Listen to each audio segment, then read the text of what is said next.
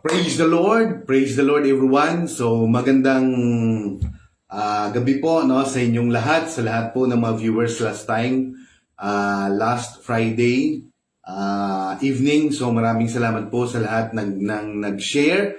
At ngayon din po, ako din po ay lubos na nagpapasalamat sa uli no sa lahat po ng mga suki naton nga nagapaminaw sa sininga live streaming, nagatanaw sa sininga live streaming. Kag subong man nga gabi no ginahangyo ko man ang tanan nga mag share no sa sining live streaming sa aton man nga mga kauturan. Kag happy Monday no, happy Hearts Day sa sining adlaw February 14, 2022. So sa tanan nga mga in love, sa tanan nga mga tawag sini, sa tanan nga mga couple no, sa mga mag-asawa, sa tanan nga may ara nga tawag sini nga may ginahigugma.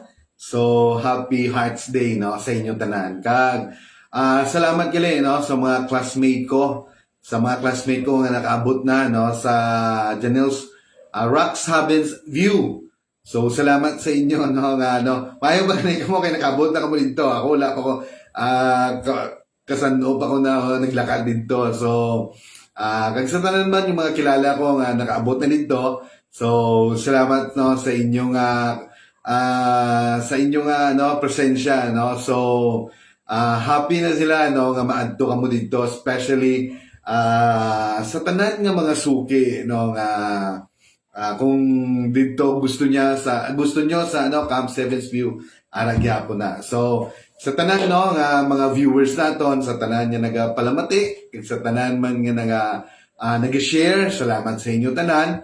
Kag karon nga gabi no ako man share liwat no sa gamay nga panahon sa aton mga viewers subong nga gabi. Kag ginapaabot ko man no ang akon nga pagpasalamat no sa aton nga Dios no, subong sa iya nga kaayo sa amon nga kinabuhi. Sa tagsa nato niya kinabuhi, sa blessing, sa pabor, sa protection nga ginahatag sa aton adlaw-adlaw. Kag I would like to thank also no sa sa tanan nga mga kay Joshua Mabandos Kabagtong. Good evening Pastor, og sa tanan nga mga viewers, happy Valentine's Day. So happy Valentine's Day man no sa kay Joshua Mabandos Kabagtong who is watching from Davao City.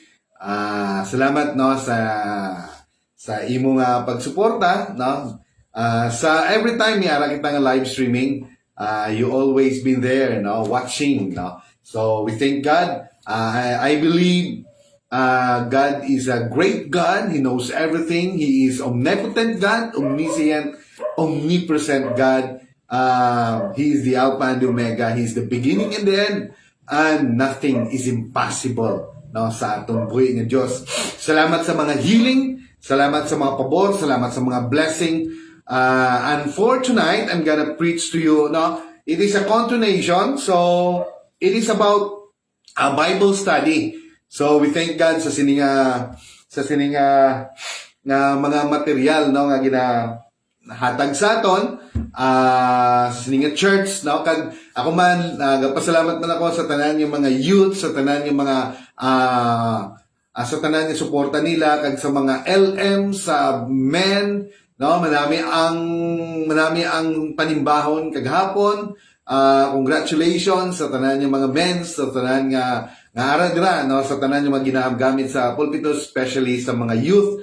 And then to Pastor Neil Cuesta and also Teacher Melody no, nga nagdala sang pulong kahapon. Kag sa tanan man ng mga United Pentecostal Church, sa tanan ng mga membro throughout the Philippines or for the entire world no, sa United Pentecostal Church, salamat sa inyo nga kaayo, kag salamat sa inyong mga suporta. Kag to all my classmates, to all my friends, mga extended family, relatives, and also mga direct kin, kag sa tanan man yung mga paryente no, kilala, kapitbahay, diri sa Pikawayan no, Bulokawon, Tubon, sa tanan yung mga Gonzaga, Pe, Kahilig, Servasio, Asinho, no, dira no katanaw na sila dira no dira sa rice mill, sa mga paryente no sa akon nga wife, kag sa tanan yung mga Martizano, kag Bartulo, De La Vega. Salamat no sa inyong mga suporta no dira sa Malagakit, sa Anik, kag sa Poblasyon 2, 3 kag 1 diri sa Pikawayan, sa tanan mga amigo ko kayo daw halos kilala naman tanan diri mga katawhan diri sa Pikawayan, diri sa Poblasyon. So sa tanan yung mga Cuesta family, sa tanan yung mga mayong gabi sa inyo tanan, Kabalbal, Nalanggay, Carilin Diliman, Miranda family, De Villeres family, kay Sister Nena De Villeres, no, kag Floro family, Padilla family, Valenzuela family, dira sa may nalipatan ko no, Panilla, tanan dira nga Gimarayag no, asawa ni Kapitan no. So malipatan ko ang iyang apelyido. Basta sa tanan nga nag-attend sang prayer fasting every Thursday no, salamat kita sa ila. Rivera family, Aventura family, Marco family, kay Brother Charlie, Sister Titang, sino pa ba? Sister Oping, no? Salamat sa ila, kag sa tanan no, sa kanday kay Ken no. So salamat sa inyo, kag for this evening I'm gonna again no, I'm gonna share with you about the story of Moses, no, they were now will coming out, no, it is about Exodus.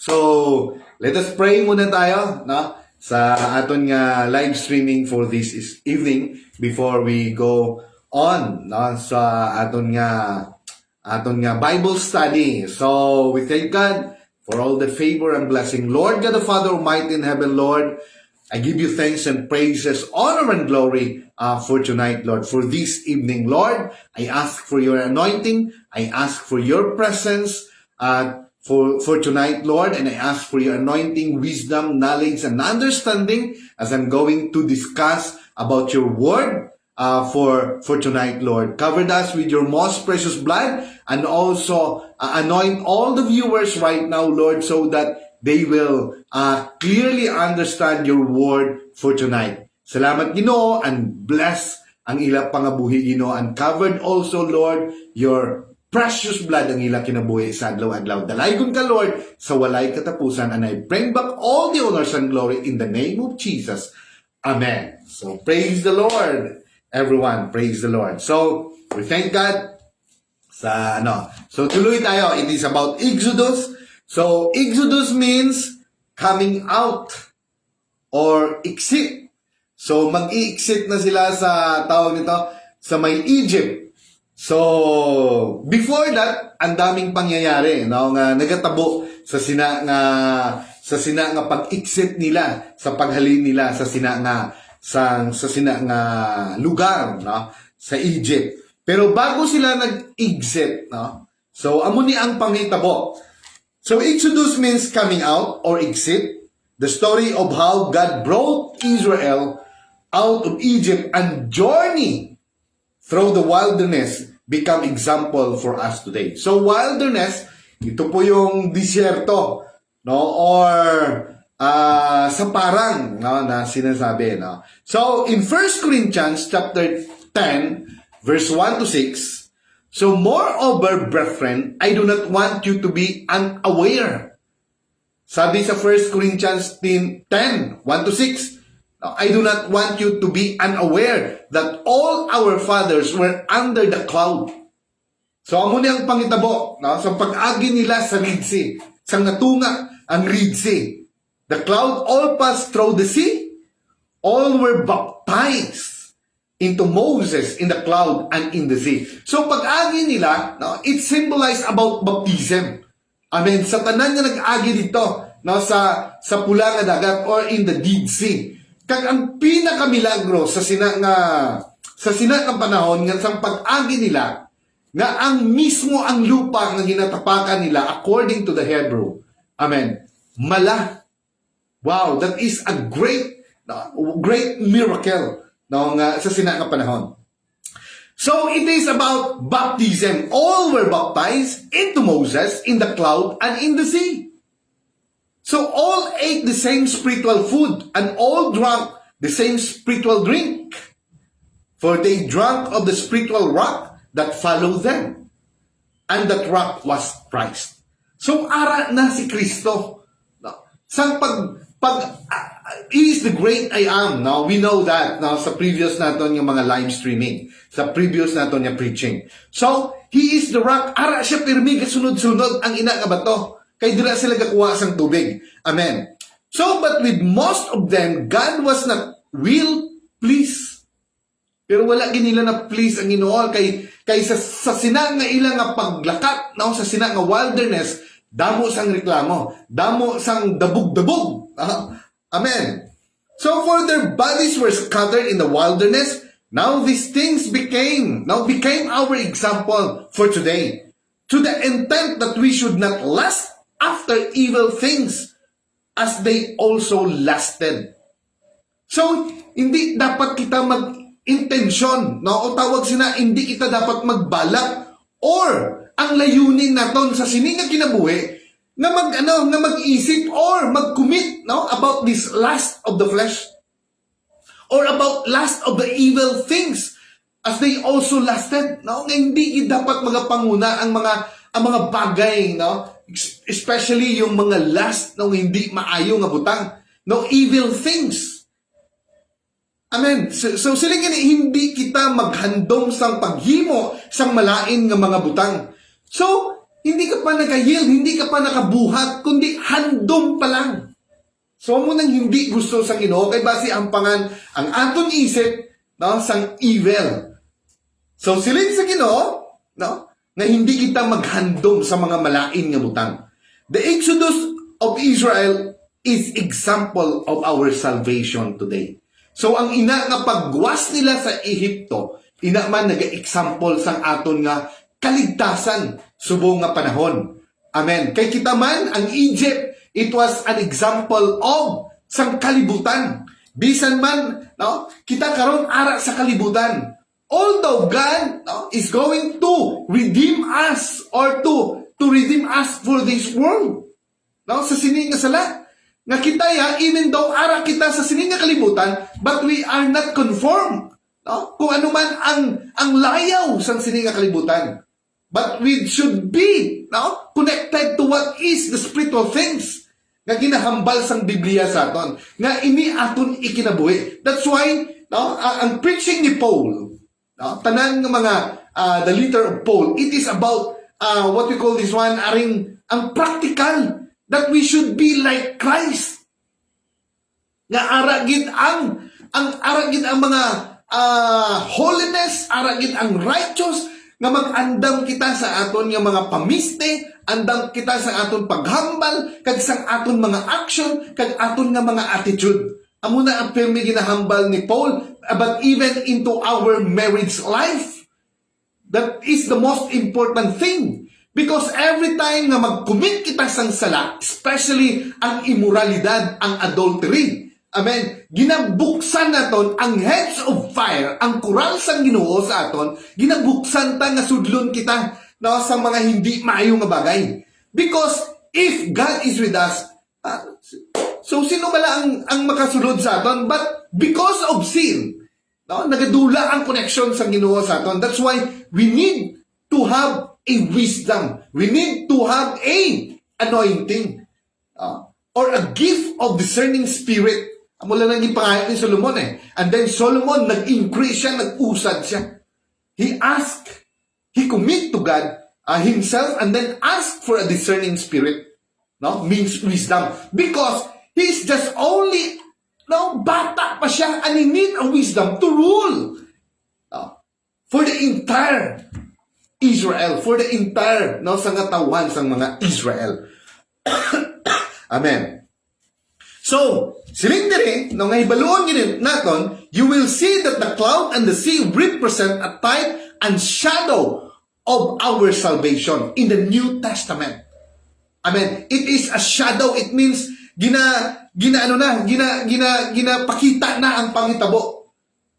Amen. Dira pa lang sa istorya sang time ni Moses, sang time nga ara sila sa slavery in the time of Egypt, ginapakita na sang Ginoo kung paano niya luwason ang sanglibutan. Amen. Amo kay nang ginasiling ko, no? Now previous na to nga mga ginatakil na daw feasibility study. Now because there is nga mga dalagko, no, great things, big things sa unahan, which is grace about our Lord Jesus Christ. So, diretso ta. Just as the Israelites were baptized into Moses in the cloud and in the sea, we too are baptized in the presence of God in the water.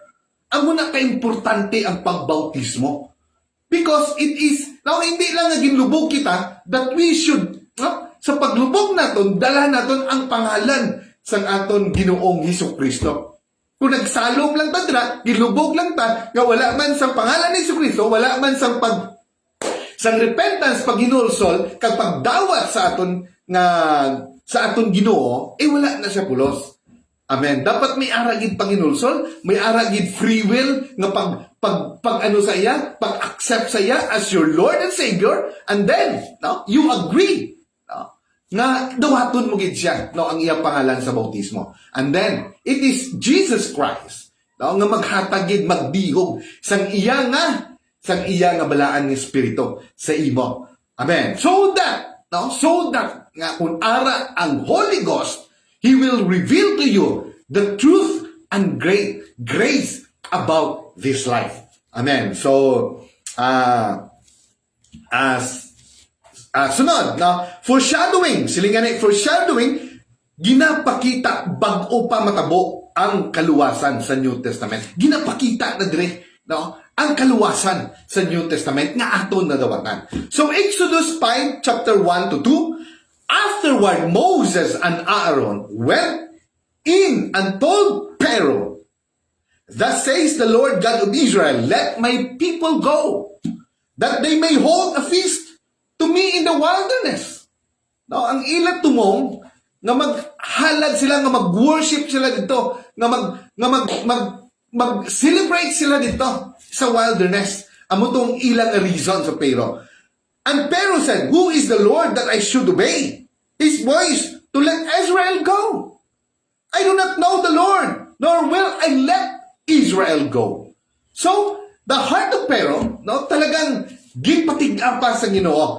Actually, no, the people Israel and the Egypt, which is the Pharaoh, hindi sila mga tao lang. No, nga ara dira sa character, no, nga anton ginabasa subong, even as para mabasa naton, mabless kita kung sino gid ba ang karakter dire, kung sino gid ba ang bida dire. Ang bida dire sa sininga pangitabo, amo ang Dios. Ginapakita sa Ginoo nga ara siya, even though He is invisible, hindi siya makita sa sin, pero ara siya nagapamuhat. Amen. Amo na nga hangtod karon, hangtod karon buhi ang ina nga mga istorya because it was being covenant by blood. May ara na siya nga covenant ng blood. By blood, no? Amo na nga buhi. Amen. Hangtod karon aton, no? That we believe on this story. Kay ini man nagapakita gid, elaborate or may ara tawag sini naga picture gid sa aton kaluwasan, which is the most important thing sa aton kinabuhi. So Pharaoh denied Moses his request. Instead, he increased their workload. So sa ila pag-request nga ginsiling nila, nga siling sa Ginoo, let my people go. Amen. Pero siling sa Ginoo, siling sa Pharaoh, no? Hindi siya nagsugot. Instead, gindugangan pagin ang ilang, no? Ang ilang na workload, ang ilang na trabaho. No? Sobra-sobra na gani ang ilang na dawatan, sobra-sobra na gani ang ilang na datnan, no? Great, no? Great, they were afflicted, sobra nga pagdurusa. And great adversity, no? Sobra nga kahirapan, no, ang ilang natanggap. So, siling dire, hence we see that sometimes when we obey Now, when we obey God and expect a blessing, no? Sometimes sa aton kinabuhi, no? Sometimes we obey God sa iya nga ginahambal sa aton and then expect a blessing. It doesn't always happen immediately, no? Sa aton nga kinabuhi, sometimes ginawat naton ang Ginoo sa water baptism, ginawat naton si ang Ginoong Jesucristo as our Lord and our Savior. And then, no?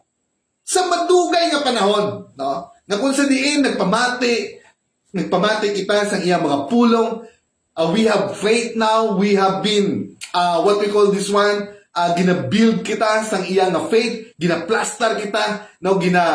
Ginatawag sini, ginapag-un kita, no? Ang aton pundasyon sang sina nga faith. Pero, no?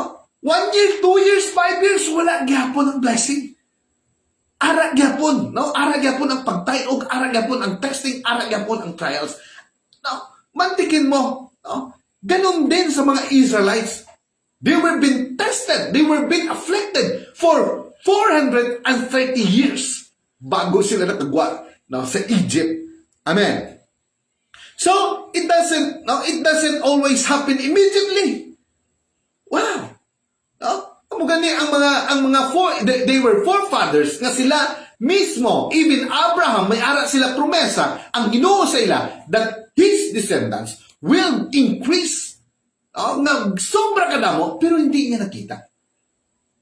Madamo sa ila nga hindi nila nakita. Pero, natabugid sa ila kinabuhi. Natabugid ang ina nga mga butang. Amen. So, because of Pharaoh's refusal to release Israel, God sent judgment to Egypt and the gods they worship. So, ginbuhat ina sa Ginoo. Ang Ginoo gyapon na nagakontrol sa isip sang Pero para mapakita niya gid ang iyang power, ang kanyang kapangyarihan, no? Na para maipahayag niya, no? Sa iyang mga katawan ng mga Israel. Amen. So, judgment on Egypt. So, anong ginawa niya? No? Amo na ni karon ang judgment sa Egypt kaysa panahon, no? Sa mga naglabay nga panahon, ang gibuhat nila, no? Gibuhat nila sa mga Israelites, gipamatay nila ang mga baby, no? Amen. Sang madugay nga panahon, gipamatay nila, madamo sila gipakabudlayan. So karon naman, sila naman ngaron amo na nga mabudlay magambal sang hindi maayo or ginpasakitan mo ang mga alagad sa Ginoo, ang mga anointed, no, ang mga pastor o ano pa ang mga faithful nga ara sa Ginoo, or even the members who are faithfully, no, nga pangalagad sa Ginoo, gisakitan mo in times, no, hindi sila sometimes they are matured enough, hindi lang sila ginambal, pero ang kalaban mo ang Ginoo.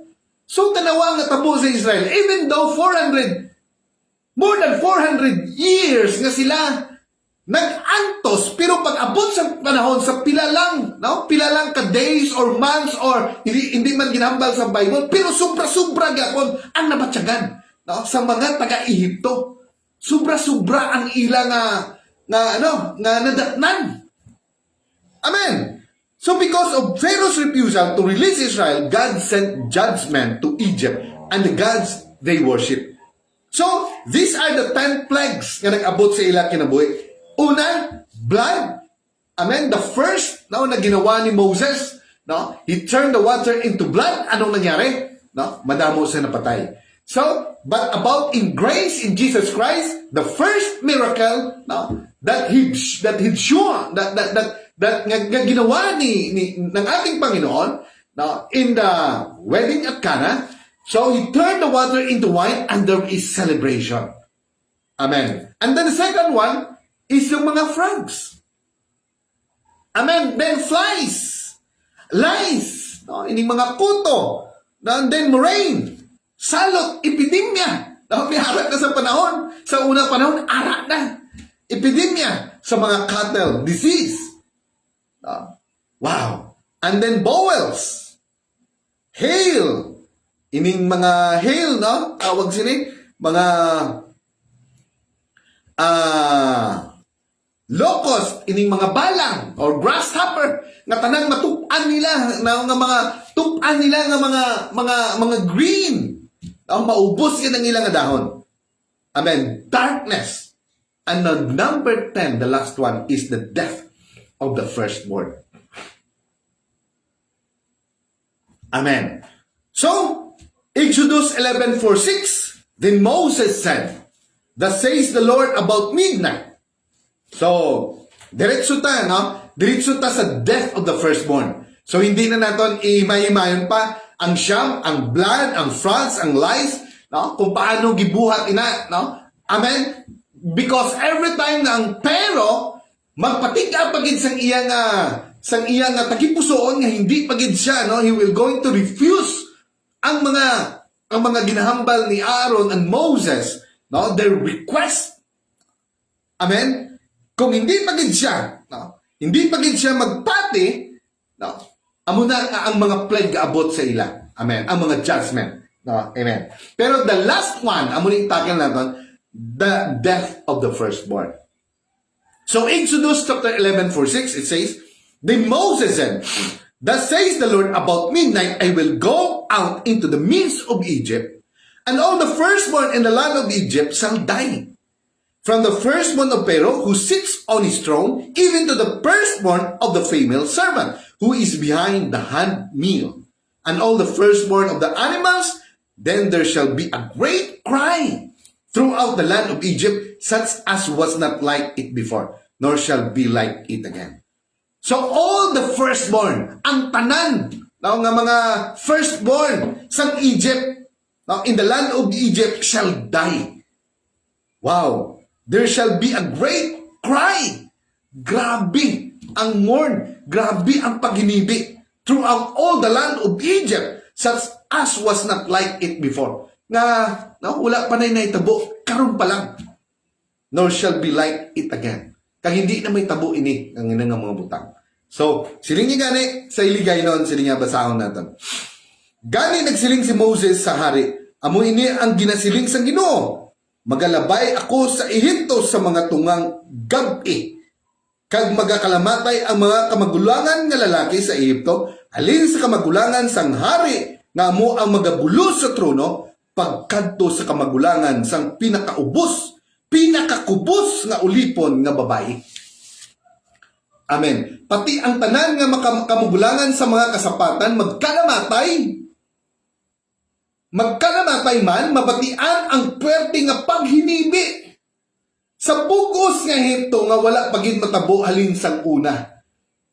Kag wala na sing may matabo pa nga pareho sini.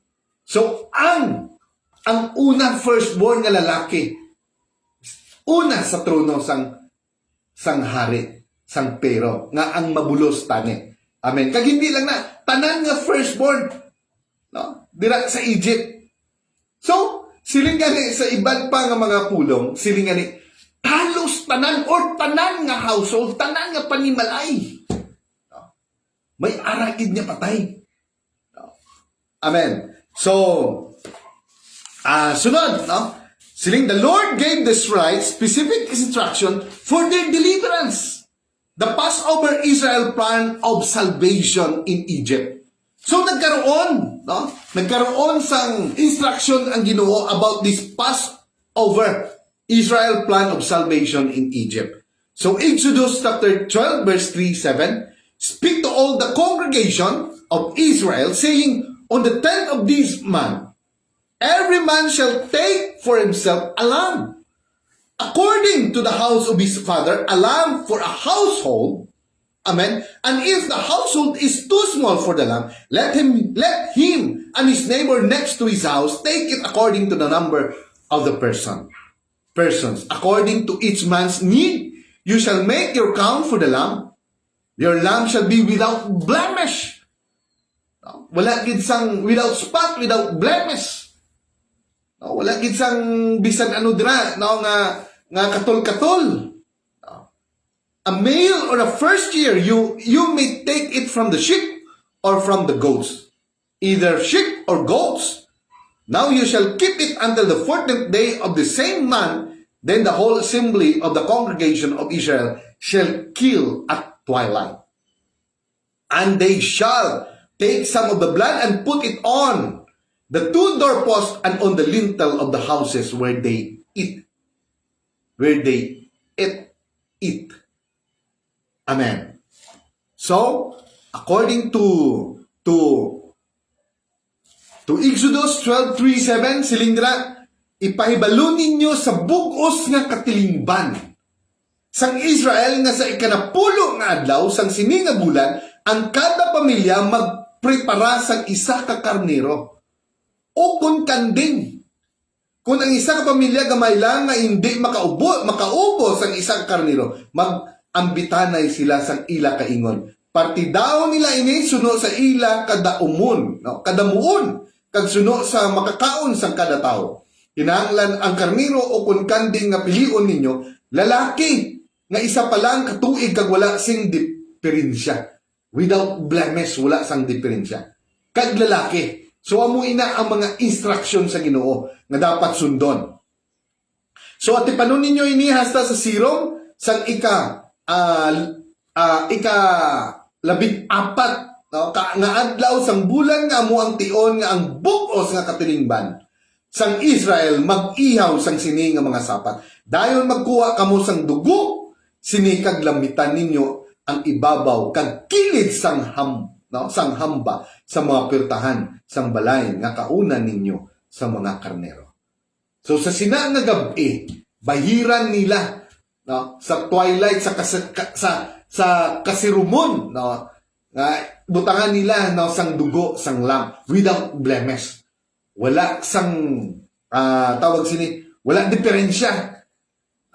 Amen, dapat. So, no, para it is about Passover meal. Ang ina ang instruction sa Ginoo. So, siling sunod. Amen.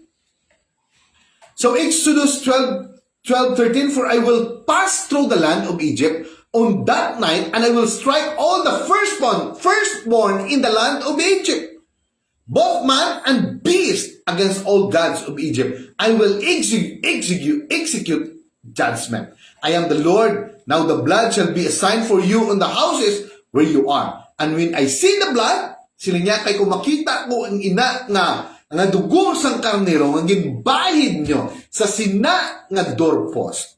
No, sila niya, I will pass over you. Agihan talang kamo. And the plague shall not be on you to destroy you when I strike the land of Egypt. Mismo ang Ginoo, no, ang magpamuhat, mag-judge, no, sa sina nga gabi, damo ang magkalamatay, damo ang mag-inibi. A great, no, sa tawag kanina, no, there is a great cry in Egypt. So sa sinagin nga gabi, magalabay ako sa Egypto, kag pamatyon ko ang tanan nga kamagulangan nga mga lalaki. Sa mga Ehiptohanon, tao man o kunsapat, silutan ko ang tanan nga Diyos ang Ehipto. Ako amo ang Ginoo, ang dugo nga ginalamhit ninyo. No? Amen. Nga ginalamhit ninyo, sila niya, hamba sang inyo mga pirtahan, amo ang mangintanda nga mabaluan ko, kukundiin ang mga balay nga inyo ginaistaran. Kung makita ko ang dugo, labayan ko lang ang inyo balay.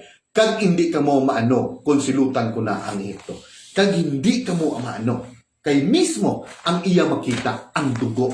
Amen. Nga nagatabon, no, sa sina nga judgment. Amo na nga ang atong Ginoong Hesukristo, kung dawaton naton siya, no, and our sins now was been blood, now by His blood, ang makita sa aton si Kristo mismo, ang dugo ni Kristo, kay gisulob ta ang iyang righteousness. Giako niya ang aton sala. Muna nga God, no, bago niya dapat i-judge siya ng tao, pero no, because of the blood of Jesus, because of the plan of salvation, ginhango niya pa, no, gitagaan niya pa tsansa. Kag hindi lang na adlaw-adlaw gahatag tsansa ang tao, ang Ginoo sa katawhan, no, sa bugos nga kalibutan. So, next, Exodus 12:22-23, and you shall take a bunch of hyssop, dip it in the blood that is in the basin, and strike the lintel and the two doorposts with the blood that is in the basin. And none of you shall go up of the door of his house until morning. Kag wala gid sa may magwas sa sina nga gabi until morning. For the Lord will pass through to strike the Egyptian, and when he sees the blood on the lintel and on the two doorposts, the Lord will pass over the door and not allow the destroyer to come into your house to strike you. Grabe nga pabor. Amo na, we are confident sa aton kaugalingon. Ara ang kumpiyansa, ara ang confident, ara ang faith naton. Whatever nga mag-strike man, just like this, for the whole world, ang ini nga COVID-19, kung ano pa ang pangalan sina, amen. So, if we believe that we have been shed or covered by the blood of Jesus Christ, confident kita nga hindi kita mano. Amen. So, sabi niya, God's plan of salvation requires the shedding and application of the innocent blood. Amen. So, amon sila ka-importante ang blood nga aton nadawatan sa atong Ginoong Hesukristo. The blood of the Lamb. This was God's way of foreshadowing. Ginapakita niya His death on the cross and our need to apply His blood. God was introducing the idea of salvation that will come with the death of the true Lamb of God. And will come with the death of the true Lamb of God. So in John chapter 1, 29-30, dirigin quote, the next day John saw Jesus coming toward him and said, behold, the Lamb of God who takes away the sins of the world. Amen. In 1 Peter 1:8-19, chapter 1, verse 8-19, knowing that you were not redeemed with corruptible things like silver and gold from your aimless conduct received by tradition from your fathers, but with the precious blood of Christ, as of the Lamb without blemish and without spot. So kitubos kita paagi sa dugo ni Kristo without blemish, without spot. Amen. Amen. We are not redeemed sa mga bagay nga mabakal o pwede ipamana sa aton. Amen. These things like silver or gold. Amen. So, wala kita yung redeem sa sila nga mabutan. Giredeem kita by blood of Jesus. So why should God want the blood of lamb on the door frames of their homes in Egypt? So, sa sina, God wanted the Israelites to see and remember that something had died. Para mabalaan nila na sa sina na panahon, para mahibaluan nila, and then they will always remember until now. Na may ara, something had died in their place. God also wanted to foreshadow the day He would come as a man and die on the cross for our sins. So, in the New Testament, gina-remind kita that 2,000 years ago, na may ara nag-shed sang blood, our Lord Jesus Christ, for our salvation. Amen. Kag hindi na naiina madula. It is once and for all. Wala na sa may tabo liwat. Amo na to siya. Now, ang matuod. The Israelites did as the Lord's commanded. So, tuloy tayo. Lapit na lang tayo. Exodus 12:2-8. Then the children of Israel went away and did so as the Lord had commanded. Moses and Aaron, so they did. God always does what He says He will do. Exodus 12:29-31. And it came to pass at midnight that the Lord struck all the firstborn in the land of Egypt. Amen. Amen. In the land of Egypt, from the firstborn of Pharaoh, who sat on his throne, of the firstborn of the captive, who was in the dungeon, and all the firstborn of livestock. So Pharaoh rose in the night, he and all his servant, and all the Egyptians, and there was a great cry in Egypt, For there was not a house where there was not one dead. Wala yan. No? Tanan nga balay. No? Because ang tanan nga mga magulang, tanan nga may, ang siling nga ni firstborn. No? It is about the rights and the authority of a person. Amen. So firstborn of the captain who was in dungeon, so Pharaoh rose in the night, he all his servants and all Egyptians, and there was a great cry in Egypt, for there was not a house where there was not one dead. Wow. Then he called for Moses and Aaron by night and said, Rise, go out from among my people, both you and the children of Israel, and go serve the Lord as you have said. Siya na mismo ang naghambal. No? Siya na mismo ang nag-declare, nag-pronounce. No? Ginapadali niya na nga magwa na ang mga Israelites sa ila nga lugar. Because sang ila nga nabatsyagan, sang ila nga kapait, pain nga ila nabatsyagan. So, ang nabatsyagan sa mga Israelites sang una nga panahon, sang ila nga pagkaulipon, nabatsyagan man sang Egypt. Wow! So, muna nga budlay, kung lutuson mo, halimbawa yung mga faithful, mag-abot ang panahon nga mabalos gid ang Ginoo. Lalong-lalo na kung gidaog-daog mo gid, lalong-lalo na atong mga pastor, atong mga nagawali. We should bless all the pastors because mantikan mo, the greatest calling is to preach the word of God. Napakahirap yan eh. Amen. So, tuloy tayo. So it is important to us to understand, sabi nga, the firstborn legally received, the firstborn son legally received the spiritual leadership of the home with all the promises and the past covenants with God. Therefore, the death symbolizes that the entire home rejects His mercy and the plan of salvation. It is important for us, importante, ini sa aton tanan, to understand nga may baluan naton that our decision to obey God, nga ang aton decision sa pag-obey, sa pagsunod, sa instruction sa Ginoo, will not only save us, nga hindi lang kita mismo nga kagalingon ta ang aton panimalay, ang masave, just like in the time of Noah, because God found favor to Noah, ang iya panimalay na save.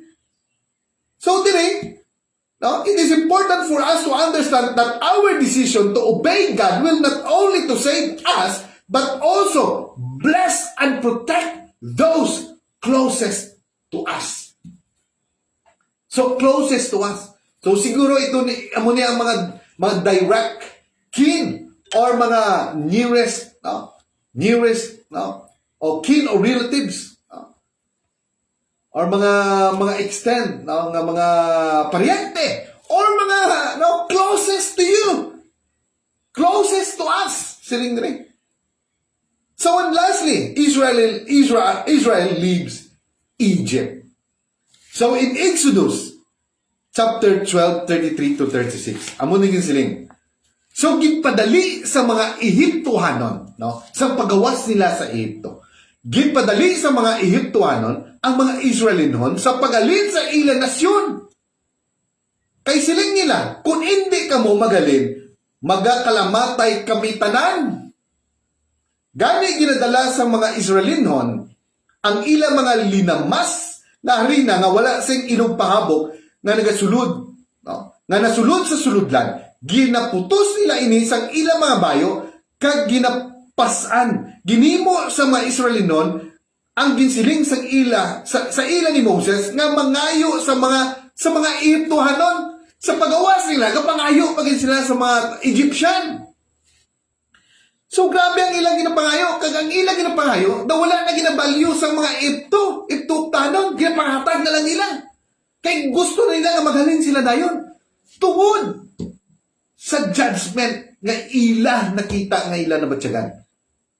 Tungod sa kasubo nga ila na batyagan. So siling dire, so ginhimo sa mga Israelinon nga siling sa ila ni Moses nga mangayo sa mga Ehiptohanon sa mga alahas, mga pila kagulawan, kag mga bayo, ginbuot sa Ginoo nga magmaayo ang mga Ehiptuanon sa mga Israelinon. Gani ginatag sa mga Ehiptuanon ang ila gipangayo sa sini nga paagi. Ginkuhaan nila sa mga pagkabutang ang mga Ehiptuanon. So nagawas. They come out in the land of Egypt with great abundance. Nagwa sila sa Ehipto nga punong-puno, sa abundansya. Grabe ang gold, grabe ang silver, grabe ang mga halos, bayo, tanan na panginanglan. Wow. Grabe. Amen. So in Exodus chapter 12:41, and it came to pass at the end of the 430 years, on the very same day, it came to pass that all the armies of the Lord went out from the land of Egypt. Ang tanan ng mga armies ng Ginoo, which is the Israelites, nagwa sa Ehipto. Amen. So, and lastly, Egypt became a symbol of sin throughout the Bible. From this point on, immediately after leaving Egypt, God instituted regular animal sacrifice for the sins of the Israelites until the death of Jesus Christ. Amen. So, muna nga ito nga a word for tonight.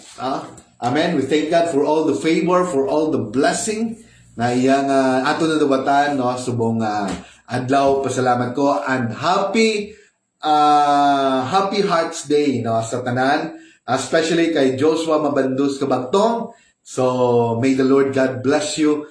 May His favor and blessing be upon you, and also His blood, no, covered you, and also hindi lang ikaw kundi ang bugos mo nga pamilya, bugos mo nga closest to you.